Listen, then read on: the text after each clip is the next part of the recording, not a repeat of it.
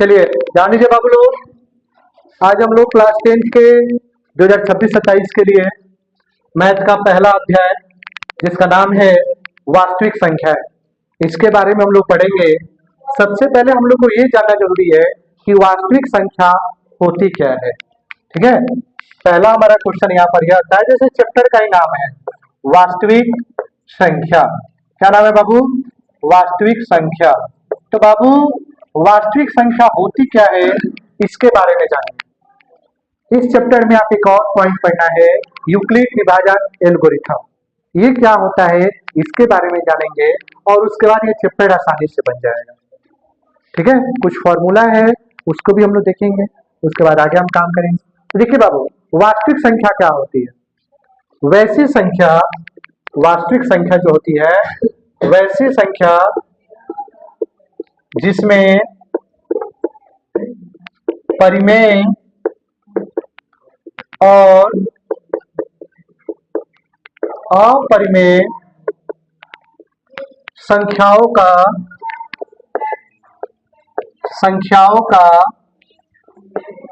संग्रह होता है।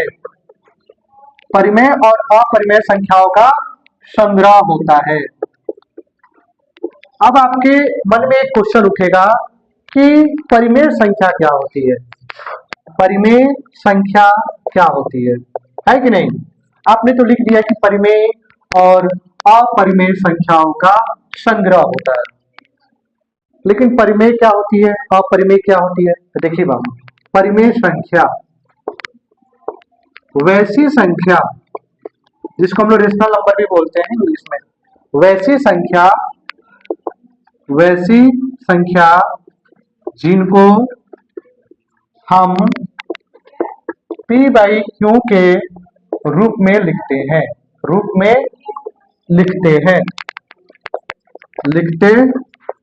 हैं जहां Q नॉट इक्वल टू 0 होता है। ठीक है, जहां Q नॉट इक्वल टू 0 होता है, Q 0 के बराबर नहीं होता है। जैसे कि P बाई Q के फॉर्म में, यानी कि बट्टा के रूप में, 1/2, 3/4, 5/6, 3/2, 2/4 कुछ भी हम लिख सकते हैं, कोई दिक्कत नहीं ना है, आदि इत्यादि जो भी है। अब आता है अपरिमेय संख्या। अपरिमेय संख्या क्या होता है बाबू? अपरिमेय संख्या जिसको हम वैसी संख्या जिसे हम P बाई Q के रूप में नहीं लिख सकते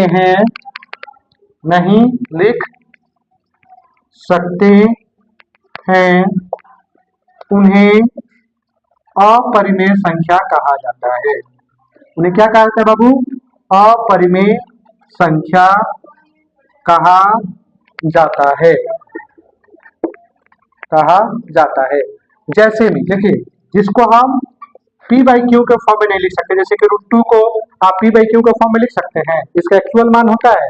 √3 को नहीं लिख सकते हैं, लेकिन वही रूट अगर 4 ले लिया जाए, इसका एक्चुअल मान होता है 2, तो हम 2 को 2/1 भी लिख सकते हैं। तो यह आपका √4 नहीं होगा, √5 हो जाएगा, √6 हो जाएगा, √7 हो जाएगा, √8 हो जाएगा, √9 नहीं होगा, क्योंकि 3 का मान होता है। इत्यादि बहुत सारे एग्जाम्पल हैं। बोलिए कोई दिक्कत इसमें है? कोई दिक्कत? अब आपको समझ में आ गया होगा कि वास्तविक संख्या क्या होता है। परिमेय और अपरिमेय संख्याओं का संग्रह, यानी एक साथ जब ये मिल जाते हैं तो वास्तविक संख्या का निर्माण होता है। आपने देखा कि परिमेय और अपरिमेय संख्या किसे कहते हैं? बोलिए कोई दिक्कत नहीं ना है? आगे चला जाए, मिटा दिया जाए। चलिए आप इसका स्क्रीनशॉट लीजिए, उसके बाद आगे देखा जाएगा। चलिए ध्यान दीजिए बाबू, अब हम लोग देखेंगे यूक्लिड विभाजन एल्गोरिथम। यूक्लिड विभाजन एल्गोरिथम। देखिए बाबू, आप इस चैप्टर को जब पढ़िएगा तो उसमें आपको क्वेश्चन दिया रहेगा यूक्लिड विभाजन एल्गोरिथम से क्वेश्चन को सॉल्व करें। देखिए इसका फॉर्मूला होता है भाज्य इक्वल टू भाजक गुने भागफल प्लस शेषफल। बोलिए कोई दिक्कत? जैसे कि दो संख्या दे दी जाएगी, मान लीजिए कि आपके पास संख्या दे दी गई 20 और 170 और आपसे कहा जाएगा कि बताइए इसका एचसीएफ क्या होगा, मशा क्या होगा, इसका मशा क्या होगा।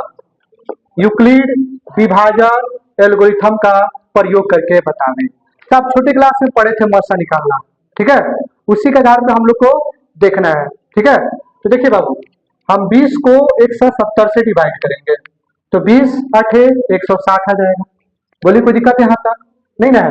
अब इसमें हमारा भाज्य क्या हो जाएगा, ये वाला हमारा हो जाएगा भाज्य, ये वाला हमारा हो जाएगा भाजक, ये वाला हमारा हो जाएगा भागफल और नीचे जो आ गया ये हो गया हमारा शेषफल। तो हम यहाँ पर सजा देते हैं यूक्लिड विभाजन एल्गोरिथम से। तो भाज्य हमारा क्या है 170, भाजक क्या है 20, भागफल क्या है 8, शेषफल क्या है 10।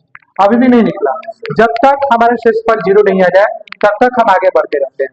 अब हम इस 10 से क्या करेंगे, इस वाले 20 को भाग करेंगे, 10 दूनी 20, ये आपका कट गया। अब ये आपका क्या हो जाएगा भाजक, ये आपका हो जाएगा भाज्य, ये आपका हो जाएगा भागफल और ये आपका हो जाएगा शेषफल। बोलिए कोई दिक्कत? चलिए यहाँ पर अब हम सजा देते हैं। हम किसको भाग दिए हैं 20 को, तो क्या आया हमारे पास भाजक 10, भागफल 2 और शेषफल 0। इसलिए अंतिम भाजक या यहाँ पर हम लिख सकते हैं एचसीएफ या मौसा भी लिख सकते हैं, जो चाहे आप लिख सकते हैं, ठीक है। क्या है अंतिम भाजक? अंतिम भाजक हमारा 10 था तो 10 हमारा आंसर हो जाएगा। बोलिए कोई दिक्कत है? यानी यूक्लिड विभाजन एल्गोरिथम का प्रयोग करके यही चीज आपको बनाना है कोई दिक्कत नहीं ना है? चलिए आप लोग इसका स्क्रीनशॉट ले लीजिए, उसके बाद आगे देखते हैं। चलिए बाबू लोग, अभी तक हम लोग इस चैप्टर का इंट्रोडक्शन देखे हैं। अब हम लोग इस चैप्टर का एक्सरसाइज शुरू करेंगे 1.1 का क्वेश्चन नंबर 1। क्वेश्चन नंबर 1 में है निम्नलिखित संख्याओं का एचसीएफ ज्ञात करने के लिए यूक्लिड विभाजन एल्गोरिथम का प्रयोग कीजिए। सबसे पहले देखिए बाबू, इसमें करना क्या है, एचसीएफ ज्ञात करना है। क्या ज्ञात करना है? एचसीएफ। आप लोग छोटे क्लास में भी एचसीएफ निकाले होंगे, लेकिन इसमें बोल रहा है यूक्लिड विभाजन एल्गोरिथम का प्रयोग करके। तो जैसे कि इस चैप्टर को जब हम शुरू किए थे तो बताए थे कि यूक्लिड विभाजन एल्गोरिथम का कौन सा नियम होता है, जिसमें हम बताए थे भाज्य इक्वल टू भाजक गुणे भागफल प्लस शेषफल, ठीक है, यही चीज ना बताए थे। तो हम लोग बस उसी नियम को फॉलो करेंगे। देखिए यहाँ पर लिखेंगे यूक्लिड विभाजन एल्गोरिथम द्वारा, ठीक है, यूक्लिड विभाजन एल्गोरिथम द्वारा, ठीक है। इसमें नियम क्या होता है? नियम होता है भाज्य इक्वल टू भाजक गुना भागफल प्लस शेषफल, ये आपके नियम हो गए। अब ये आते कैसे हैं? तो देखिए, छोटे वाले से बड़े वाले को भाग करना है, छोटे वाले से बड़े वाले को भाग करना है, ठीक है, छोटे वाले से बड़े वाले को भाग करना है। देखिए 135 से 225 को आप डिवाइड करेंगे, ठीक है। अब 135 में 1 से अगर हम मल्टीप्लाई कर लेते हैं तो 135 आ जाएगा, ये हो गया आपका 0। 12 में से जब से 1 ले लेंगे 12, 12 में से 3 गया 9 हो जाएगा। बोलिए कोई दिक्कत? अब देखिए ये हमारा हो जाता है भाज्य, क्या हो जाता है भाज्य, ये हमारा हो गया भाजक, ये हमारा हो गया क्या हो जाएगा, नहीं भागफल होता है भागफल, ठीक है, और ये हमारा हो जाता है शेषफल। पहले हमारे पास जो आया है हम उसको लिखेंगे। देखिए भाज्य क्या है हमारे पास 225 है, भाजक क्या है हमारे पास, भाजक हमारे पास है 135, भागफल क्या है 1 और शेषफल क्या है 90। बोले कोई दिक्कत है? कोई दिक्कत? अब आगे आइए, अब हम इस 90 से भाग करेंगे इसको, जब तक 0 नहीं आ जाए या कट नहीं जाए तब तक हम भाग करते हैं। 90 से भाग करेंगे 135 को। अब इसको मिटा दीजिए, इसकी कोई जरूरत है नहीं। 90 कम 90, ये आ गया 45। अब यहाँ पर ये हो जाएगा शेषफल, ये हो जाएगा भागफल, ये हो जाएगा भाज्य और ये हो जाएगा भाजक। बोलिए कोई दिक्कत है? कोई दिक्कत? चलिए देखिए इसमें क्या करेंगे अब यहाँ पर भाज्य हमारा क्या है 135 है, उसके बाद भाजक हमारा 90 है और भागफल हमारा 1 है और शेषफल हमारा 45 है। बोलिए यहाँ तक किसी कोई दिक्कत है? किसी कोई दिक्कत? अब आगे आइए, अब इस सबको मिटा दीजिए। फिर अब हम इस 45 से इस 90 को भाग देंगे, यानी कि जब तक कट न जाए तब तक हम आगे बढ़ते रहेंगे। अगर शुरू में कट जाए तो हमारा वहीं पर आंसर हो जाएगा। 45 दूनी 90, ये हमारा कट गया, ये हमारा हो गया क्या हो जाएगा भागफल, ये हमारा हो गया शेषफल, ये हमारा हो जाएगा क्या भाज्य, ये हो जाएगा भाजक। बोलिए कोई दिक्कत? भाज्य क्या है आपके पास 90 और भाजक क्या है 45, भागफल क्या है 2 और शेषफल क्या है 0। यानी यह लास्ट में किससे कटा है? लास्ट में 45 से कटा है, इसलिए अंतिम भाजक क्या होता है? अंतिम भाजक या एचसीएफ कितना आ गया बाबू 45, यही हमारा आंसर हो गया। बोलिए कोई दिक्कत नहीं ना है? चलिए स्क्रीनशॉट इसका ले लीजिए। चलिए ध्यान दीजिए बाबू, नेक्स्ट क्वेश्चन है 196 38 220, यूक्लिड विभाजन एल्गोरिथम का प्रयोग करना है। यहां पर हम लिख देंगे यूक्लिड विभाजन एल्गोरिथम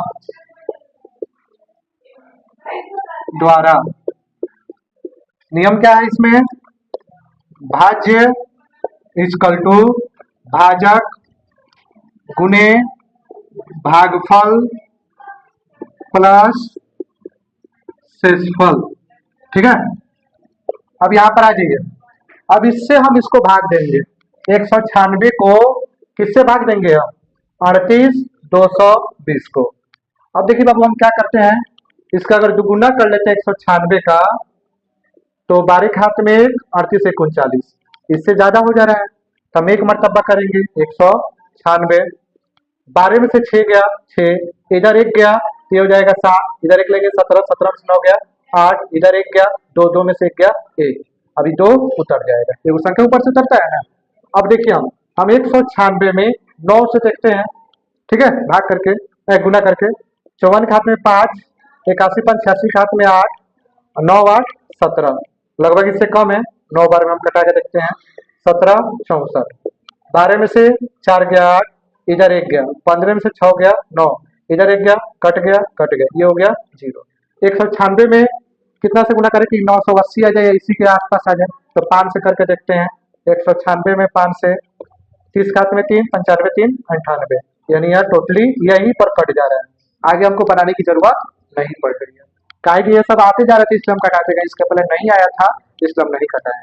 यहाँ पर हमारा ये आपका भाज्य हो जाएगा, ये आपका भाजक हो जाएगा, ये आपका भागफल हो जाएगा और ये आपका क्या हो जाएगा शेषफल हो जाएगा। बोलिए कोई दिक्कत? भाज्य कितना है? भाज्य आपका है 38,220, भाजक क्या है आपके पास 196, भागफल क्या है आपके पास 195 और शेषफल क्या है आपके पास 0। तो अंतिम भाजक हमारा क्या रहा 196 रहा, यानी कि लास्ट में जिससे कटता है ना वही आंसर होता है, तो 196 से कट गया है, तो हमारा अंतिम भाजक क्या हो जाएगा, इसलिए अंतिम भाजक या एचसीएफ कितना रह गया हमारा 196, आंसर हो गया। बोलिए कोई दिक्कत नहीं ना है? याद रहेगा अंतिम भाजक कौन सा हो जाएगा, ये वाला, बहुत लोग इसको बनाते हैं, इसको नहीं ध्यान रखना है, अंतिम भाजक जिससे कटता है। कोई दिक्कत नहीं ना है? चलिए स्क्रीनशॉट ले लीजिए। चलिए ध्यान दीजिए बाबू, इसमें का लास्ट क्वेश्चन 1 नंबर का उसी तरह बनाएंगे, यूक्लिड विभाजन एल्गोरिथम से या द्वारा, कोई दिक्कत नहीं, जो मन करे आप लिख सकते हैं, तो यहाँ पर क्या होता है, भाज्य इक्वल टू भाजक गुना भागफल प्लस शेषफल। ठीक है। अब देखिए बाबू इसमें क्या करना है कि छोटे वाला इधर दिया है, अपोजिट दे दिया है ना, इसको हम इससे भाग करेंगे। 255 से 867 को भाग करें, 3 बार में कर लेते हैं तो 765 आता है। कितना आता है बुआ? 765। यानी 7 में से 5 गया तो 2 हो जाएगा, 6 में से 6 जाएगा 0 हो जाएगा, 8 में से 7 जाएगा क्या हो जाएगा? 1 हो जाएगा। ये हमारा हो गया भागफल, ये हमारा हो गया शेषफल, और ये हमारा हो गया क्या हो जाएगा? भाजक, और ये हमारा हो जाएगा भाज्य। तो यहाँ पर आप आ जाइए, भाज्य कितना है? 867, भाजक कितना है? 255, भागफल 3 और शेषफल 102। बोलिए कोई दिक्कत है यहाँ पर? अब आ गया ये सबको हटा दीजिए आप। अब 102 से हम भाग करेंगे 255 को, 2 बार में कटा लेते हैं, 204 आ जाएगा, 5 में से 4 गया 1, 5 5 आ जाएगा, कट गया। अब यहाँ पर ये हो जाएगा क्या हो जाएगा?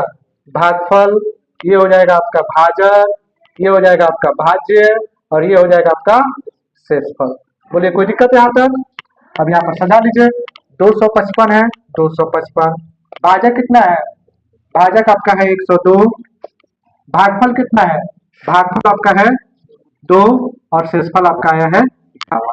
अभी भी 0 नहीं आया, तब हम क्या करेंगे, सबको हटा देते हैं, 51 से 102 को कर लेते हैं, 2 बार में कट गया, यानी कि लास्ट किससे कटा है? 51 से कटा है। अब इसको भी हम सजा लेते हैं, तो इसके लिए भाज्य कौन सा हो जाएगा? 102, भाज्य हमारा हो जाएगा 51, और भागफल कितना हो जाएगा? 2, और शेषफल हो जाएगा 0। इसलिए अंतिम भाजक या क्या हो जाएगा? HCF कितना हो जाएगा? 51 हमारा 107 हो जाएगा। बोले कोई दिक्कत नहीं है? चलिए स्क्रीनशॉट आप लोग इसका ले लीजिए। चलिए ध्यान दीजिए बाबू, क्वेश्चन नंबर 2, दर्शाई कोई भी धनात्मक विषम पूर्णांक, कोई भी धनात्मक विषम पूर्णांक आप ले लीजिए। बताना है कि 6q+1 या 6q+3 या 6q+5 के रूप में होता है, जहां q कोई पूर्णांक है। कोई भी धनात्मक विषम पूर्णांक ले लीजिए। तो यहाँ पे हम हल में करेंगे, माना कि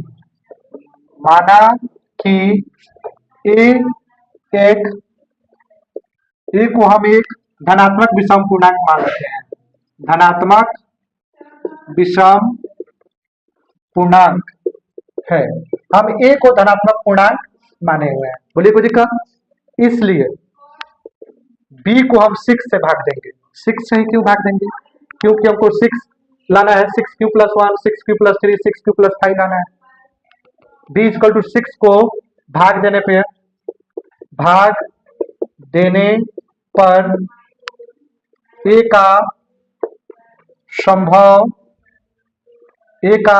संभव क्या हो जाएगा? शेषफल। ठीक है, तो ए का संभव शेषफल क्या हो जाएगा? अगर हम किसी चीज को 6 से भाग दे रहे हैं तो इससे छोटा जौन है वही आपका हो जाएगा, जैसे कि 0, 1, 2, 3, 4, 5, यही हो जाएगा। बोलिए कोई दिक्कत? इसलिए ए का संभव